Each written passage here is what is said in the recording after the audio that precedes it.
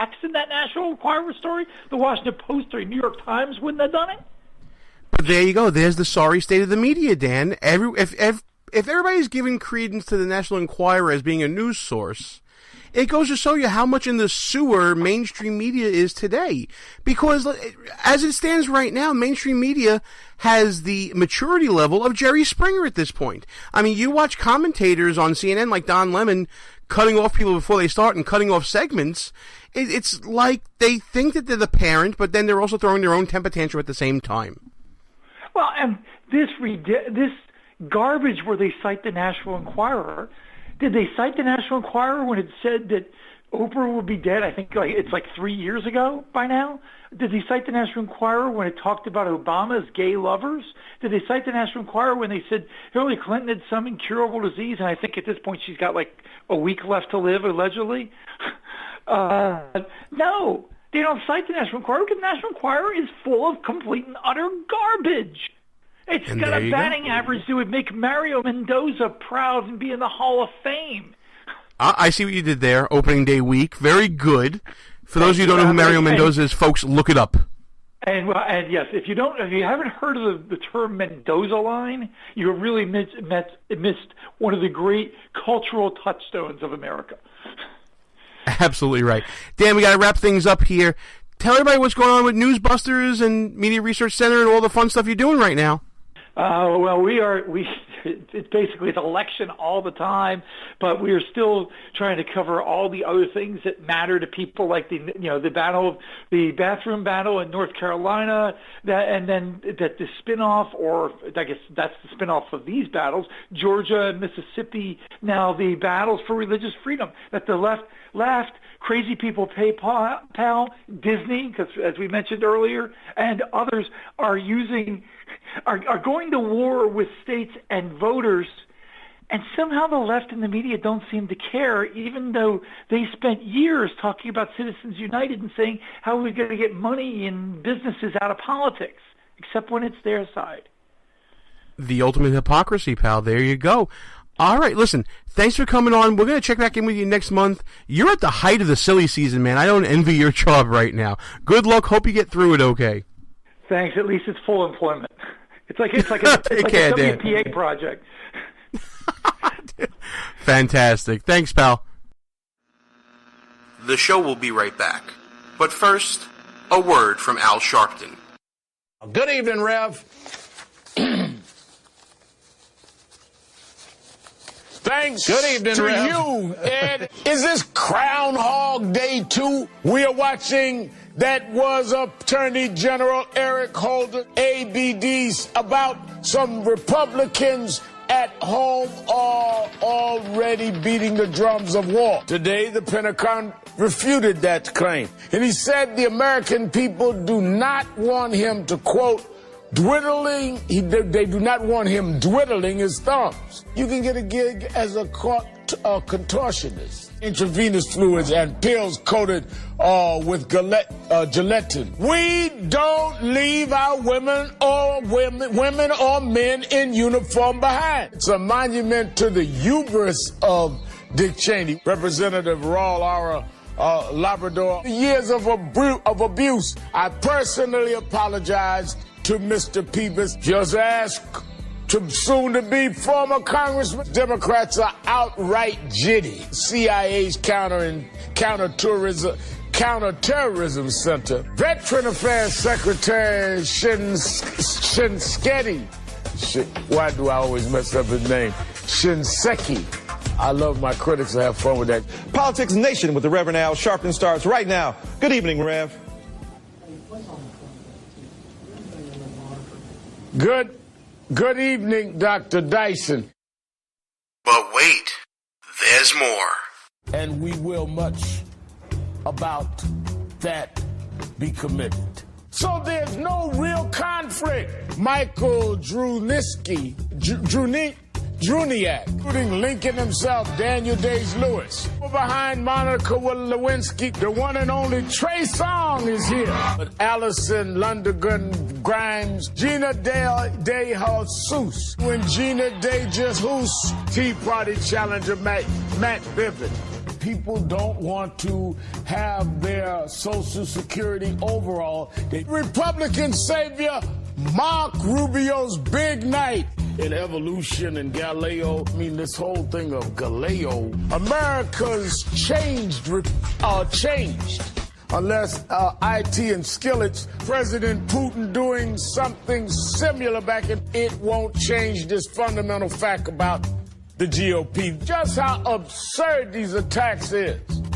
Nearly 6 months after the dangerous traffic jam, the Thai military says, my friend for many years, Ilyana Van Zandt,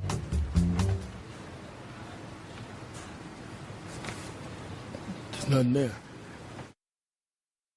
And they gave this guy a TV show? Let's get back to our show.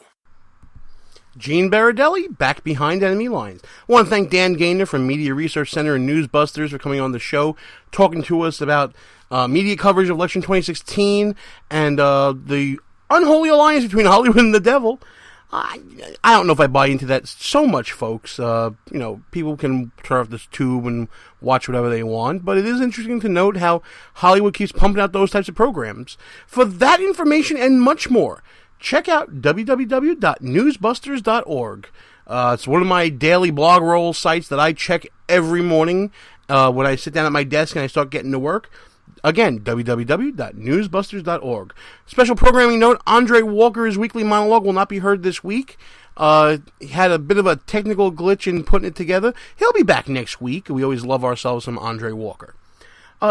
Just as we are wrapping up the show, heading towards home right now, and of course, the big news, as we've discussed already, Ted Cruz and Bernie Sanders winning the Wisconsin primaries. A couple of things I wanted to talk about that I kind of left out from the opening part of the show.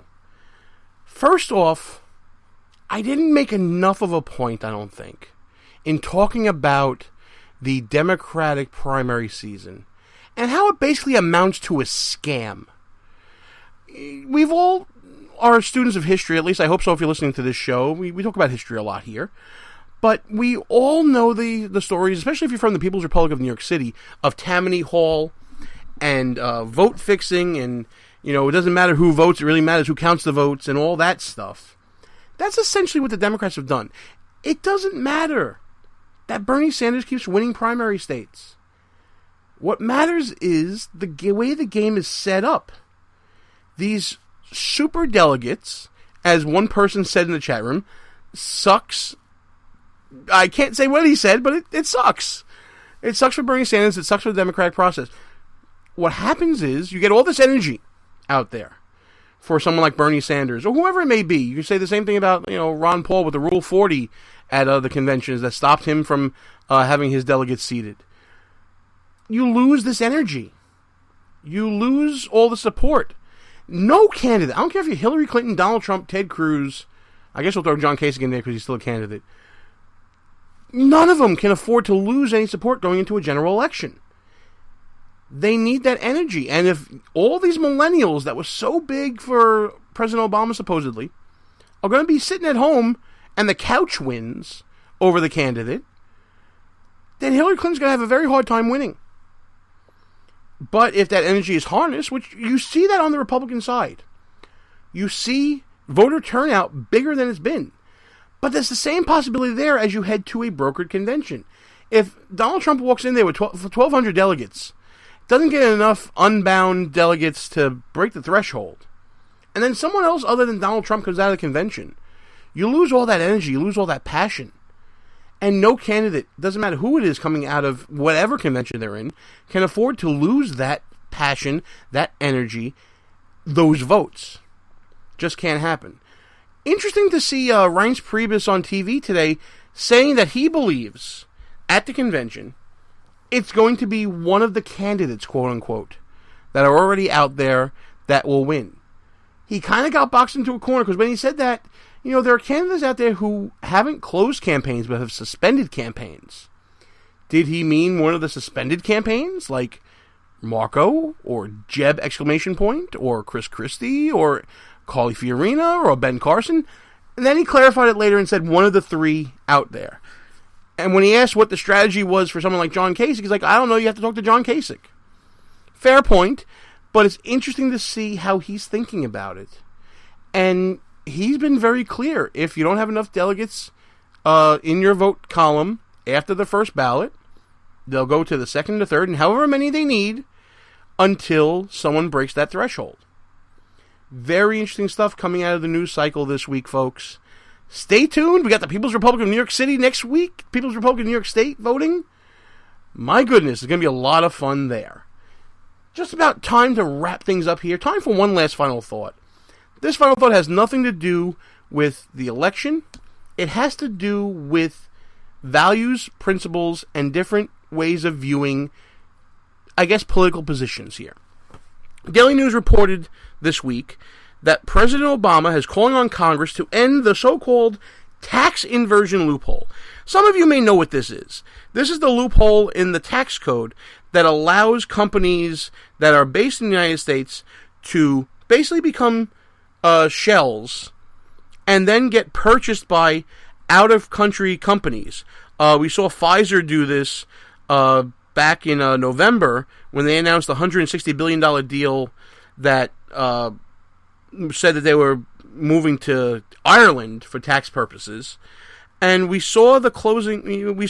So now President Obama, in seeing this, in seeing what these companies are doing, and they're doing the best thing for their shareholders, make no mistake about it, they're leaving the hostile environment of the United States for other friendly nations that have more favorable tax policies, that keeps more money in their pocket, and moves their money overseas so they can keep more of it.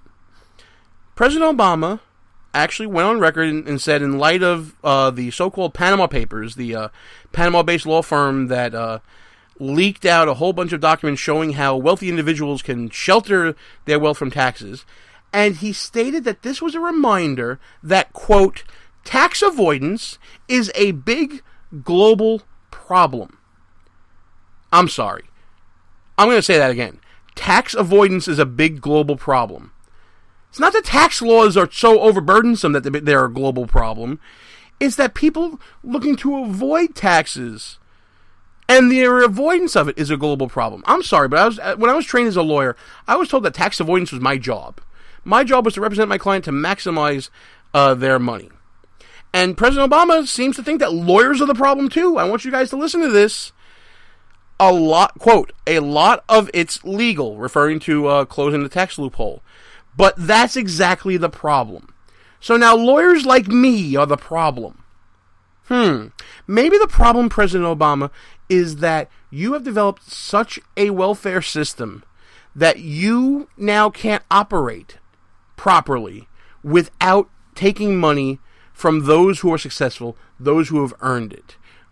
You have created a system, and maybe not just you, maybe it's government in general, have created a system where you are penalized more for being successful than you are for not succeeding. I'm just going to leave that out there. Tax avoidance is not the problem, Mr. President.